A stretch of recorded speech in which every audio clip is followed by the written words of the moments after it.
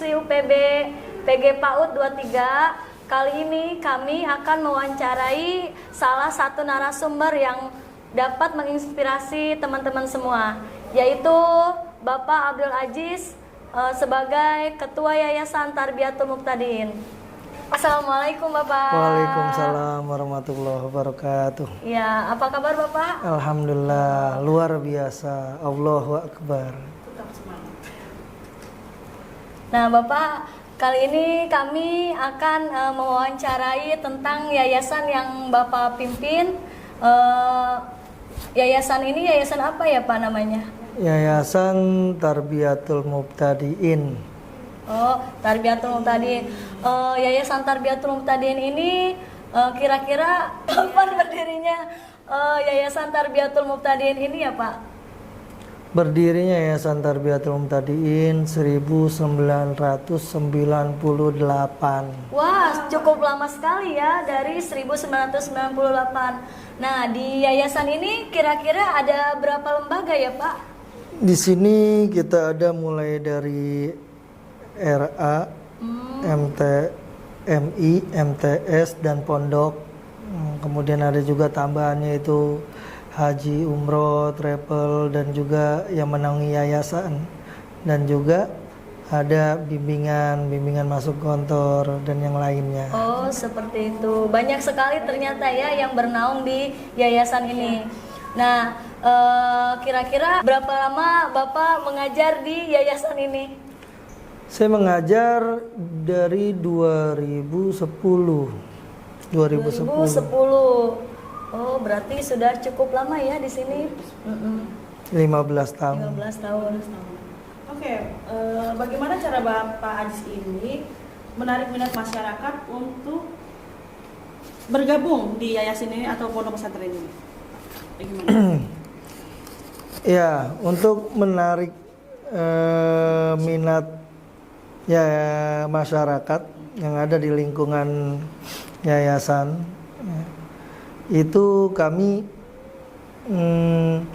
memfasilitasi gedung mewah, kemudian biaya terjangkau. Jadi tidak melulu harus biaya yang besar untuk mencapai kenyamanan dan keamanan dalam pendidikan. Dan di sini juga variatif untuk pembiayaan. Untuk yang yatim, ibu belum nikah lagi itu kita gratiskan. Kemudian itu dari jenjang RA sampai pondok. Ya, kemudian kalau yang SKTM yang nggak mampu itu setengahnya. Dan ranking di sini yang ranking 1 itu gratis bulanan, ranking 2 50% dan ranking 3 25%. Jadi itu mungkin yang ingin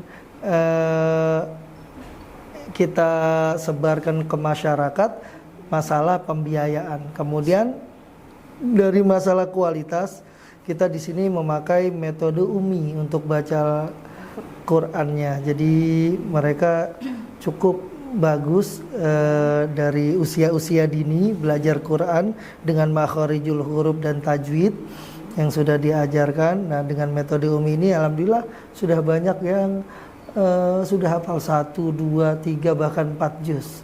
Alhamdulillah. Alhamdulillah, luar biasa sekali ya. Ya. Apa saja visi dan misi dan tujuan untuk yayasan ini, Pak? Sebenarnya secara global itu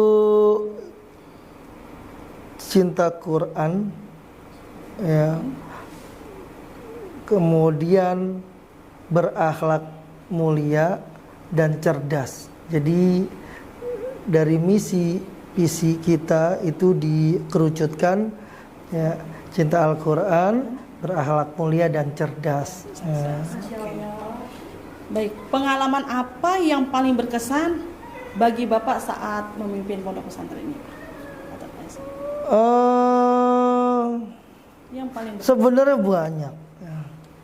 Yang paling berkesan ya itu, jadi banyak ada beberapa orang tua itu yang merasa terbantu, baik itu yang yatim, apalagi dia single parent yang belum menikah lagi karena yang kita gratiskan, dan itu sangat benar-benar sangat membantu dengan kehilangan sosok suaminya gitu. Jadi terbantu untuk pendidikan anaknya.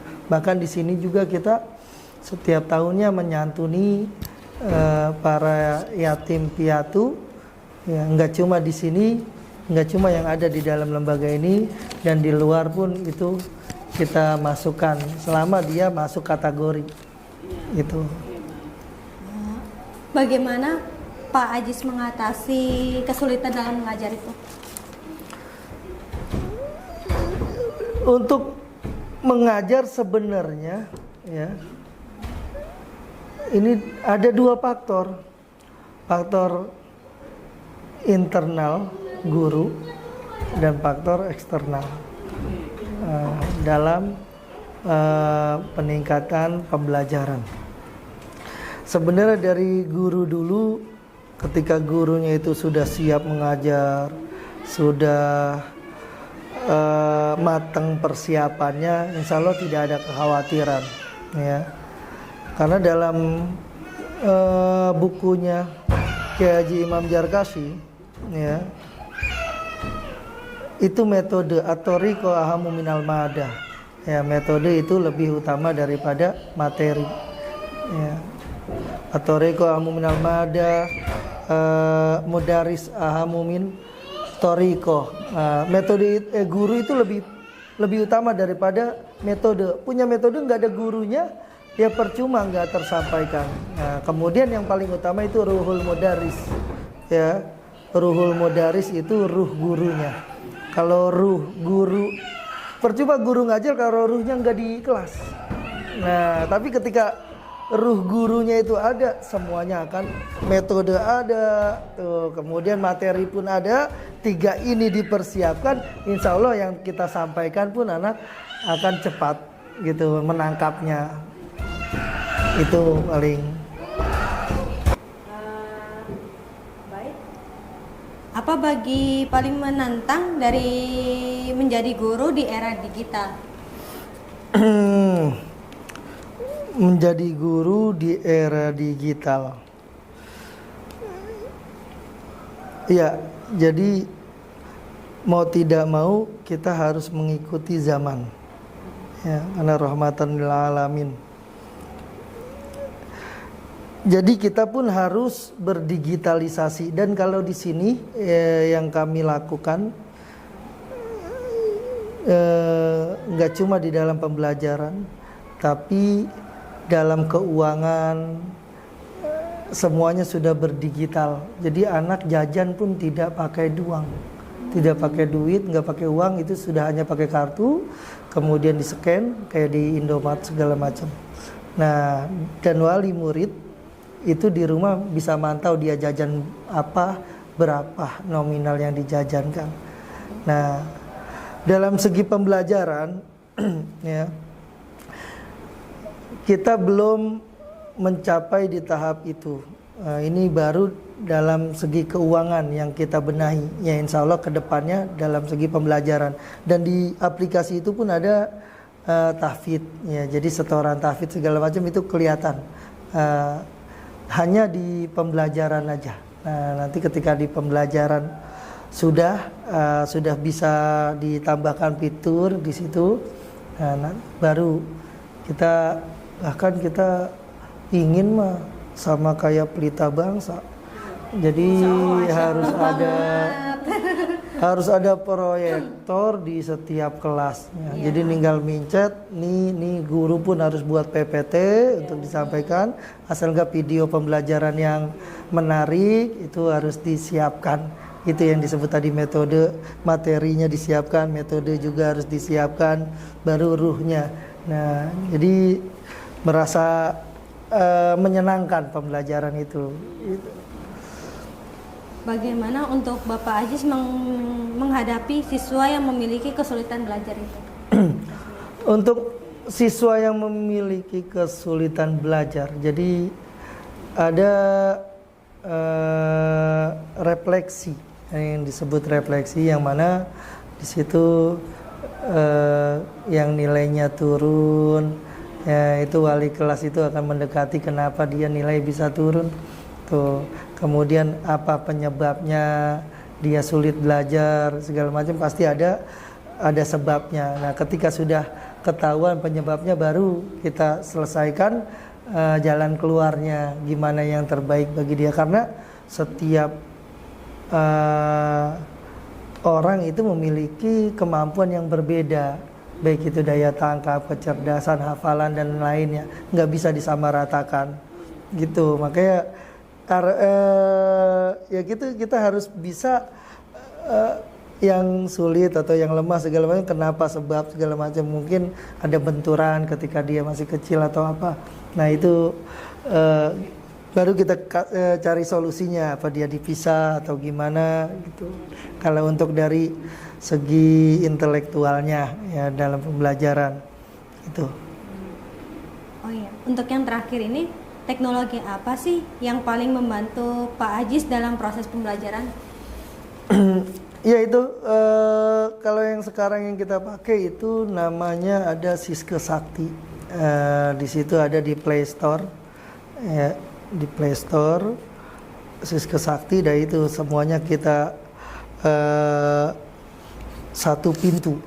Sekarang baru dari segi keuangan yang kami nanti ke depan ini baru tahfidz, keuangan tahfidz, belum ke semua kegiatan dan semua mata pelajaran. Nanti kalau semuanya sudah include di situ, baru kita bisa kasih tahu apa namanya, keberhasilannya gitu dalam memakai digital. Kalau sekarang ya kita hanya bisa mengatakan kita sekarang memakai Siske Sakti untuk keuangan, ya belum ke pembelajarannya. Kalau pembelajarannya kita masih ya masih manual. Bahkan kita di sini walaupun di era digital, kita tidak meninggalkan namanya kesederhanaan. Jadi mereka itu walaupun gedung tadi lumayan bagus ya yang baru, tapi kalau dibandingin sama Pelita Bangsa jauh ya. Bandinginnya jangan ke universitas ya, bandinginnya ke TK dah. Ya, kalau TK sama gedung MTS kan jauh. Jadi dalam kelas itu mereka masih memakai kapur. Jadi kita nggak pakai spidol tuh, jadi kapur tulis. Nah itu zaman 2000-an ketika masih pada SD atau apa ya, ntar yang ngantuk tinggal dilempar kapur. Jadi guru-guru pun yang di sini jadi inget ke euforia zaman dulu, ketika dulu pun saya gini itu. Itu sebenarnya kalau di sini walau kita berdigital, cuma kita tidak melupakan kesederhanaan. Itu. Baik, terima kasih Bapak atas bincang-bincangnya. Saya kembalikan lagi ke Bu Rahman. Nah, teman-teman, di Yayasan Tarbiyatul Muqtadin ini ternyata sangat menginspirasi sekali. Bahkan untuk pembayaran pun di yayasan ini sudah menggunakan teknologi. Dan untuk teman-teman yang ingin mendaftarkan ke yayasan ini, ada syarat-syarat untuk gratis, syarat-syarat pembayaran gratis, yaitu anak yatim ya. Anak yatim itu 100% gratis. Dan untuk yang tidak mampu pun ada potongan pembiayaannya. Sekian podcast hari ini. Terima kasih. Assalamualaikum warahmatullahi wabarakatuh.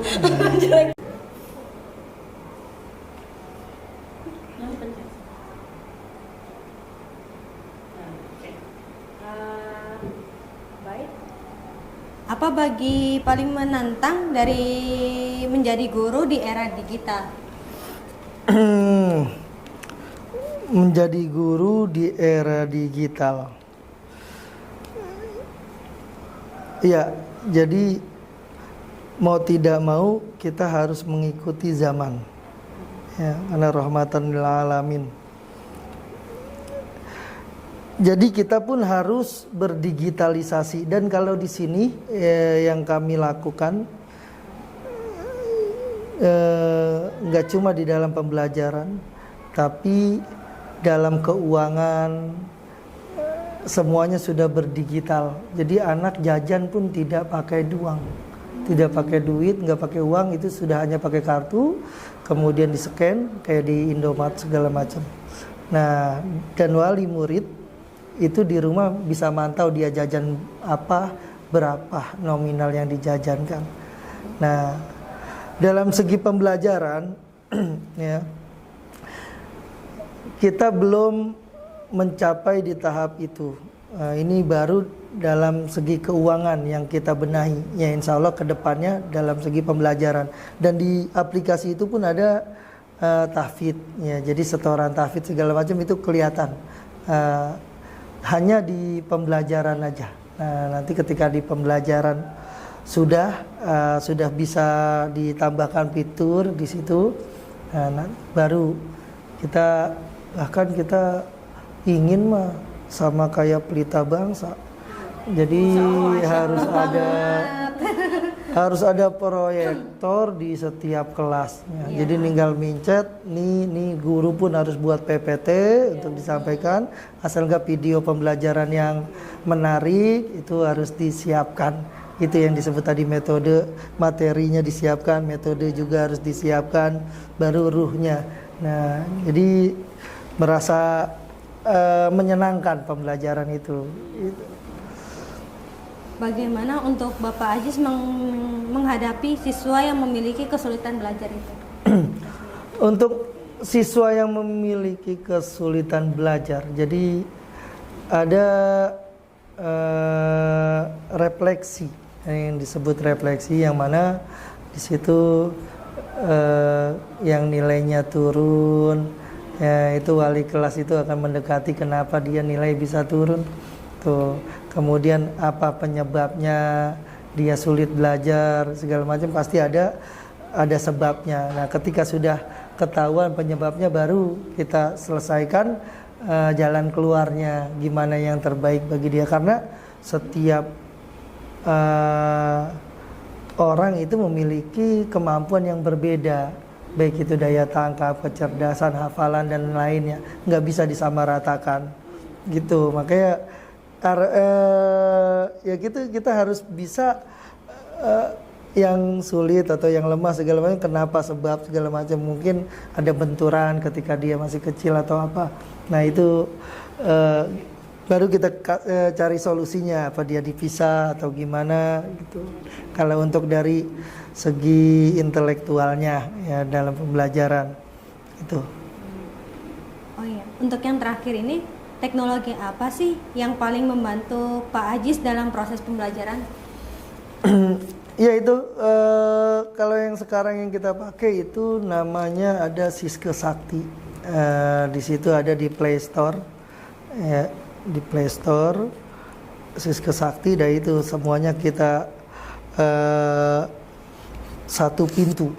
Sekarang baru dari segi keuangan yang kami nanti ke depan ini baru tahfidz, keuangan tahfidz, belum ke semua kegiatan dan semua mata pelajaran. Nanti kalau semuanya sudah include di situ, baru kita bisa kasih tahu keberhasilannya gitu dalam memakai digital. Kalau sekarang ya kita hanya bisa mengatakan kita sekarang memakai Siske Sakti untuk keuangan, ya belum ke pembelajarannya. Kalau pembelajarannya kita masih masih manual. Bahkan kita di sini walaupun di era digital, kita tidak meninggalkan namanya kesederhanaan. Jadi mereka itu walaupun gedung tadi lumayan bagus ya, yang baru, tapi kalau dibandingin sama Pelita Bangsa jauh ya. Bandinginnya jangan ke universitas ya, bandinginnya ke TK dah. Ya, kalau TK sama gedung MTS kan jauh. Jadi dalam kelas itu mereka masih memakai kapur. Jadi kita nggak pakai spidol tuh. Jadi kapur tulis Nah, Kayak itu zaman 2020. 2000-an ketika masih pada SD atau apa ya. Ntar yang ngantuk tinggal dilempar kapur. Jadi guru-guru pun yang di sini jadi inget ke euforia zaman dulu, ketika dulu pun saya gini itu. Itu sebenarnya kalau di sini walau kita berdigital, cuma kita tidak melupakan kesederhanaan. Itu. Baik, terima kasih Bapak atas bincang-bincangnya. Nah, saya kembalikan lagi ke Bu Rahma. Nah, teman-teman, di Yayasan Tarbiyatul Muqtadin ini ternyata sangat menginspirasi sekali.